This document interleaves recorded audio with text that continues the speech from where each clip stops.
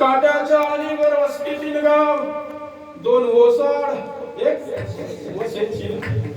वसेची ना तिथे आले तीन कुंभार, वसेची ना तिथे आले तीन कुंभार, दोन छोटे एक घड्याची ना.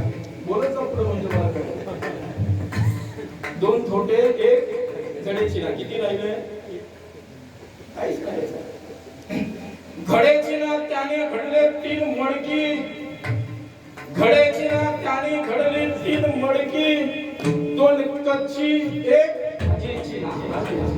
काय राहिलं? भाजीची ना त्यात रांधले तीन मूग, भाजीची ना त्यात रांधले तीन मूग, दोन हिरवे काय उरलं? संसार सांगतोय तुम्हाला. ज्ञानेश्वर महाराजांचा शून्यवाद आहे. जगाच्या पाठीवर इतका सुंदर शून्यवाद आजपर्यंत कोणी मांडला नाही आणि याच्या पुढे कोणी मांडणार नाही. शून्यवाद जगातल्या कोणत्या तत्वज्ञानाने मांडला नाही असं नाही. तो बौद्धांनी मांडला, तो सांख्यिकांनी मांडला, तो न्यायिकांनी मांडला, पण ज्ञानेश्वर महाराजांसारखा सुंदर शून्यवाद आजपर्यंत जगात कोणी मांडला नाही. त्याने घडली तीन मडकी, दोन कच्ची एक भाजीची ना. भाजीची ना त्यात रांधले तीन मूग, दोन हिरवे एक शिजेची. शिजेची ना तिथे आले तीन पाहुणे, दोन रुसले एक जेवेची. काय राहिलं? फक्त गणित सोडवत जा. एक रुसला दोन रुसले एक जेवेची ना. जेवेची ना त्याला दिल्या तीन म्हशी, दोन वांझ्या येळेची. काय राहिलं? गणित सुटतंय का बघा फक्त संसाराचं. फळेची ना त्याला झाले तीन तोंडगे, दोन मेले एक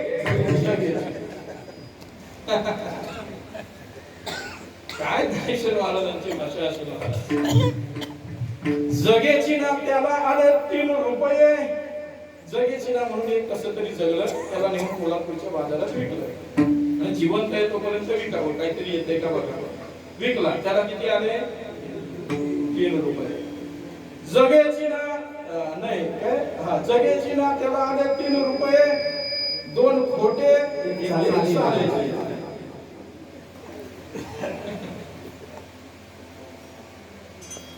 चालेची ना तिथे आले 2 पारखी.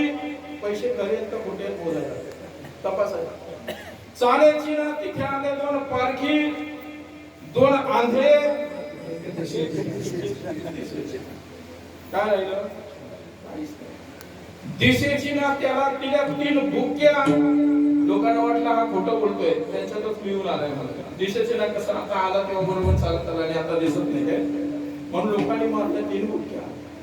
दिशेची ना त्याला मारल्या 3 भुक्या, 2 हुकल्या एक लागायची. काय बोललं सांगा.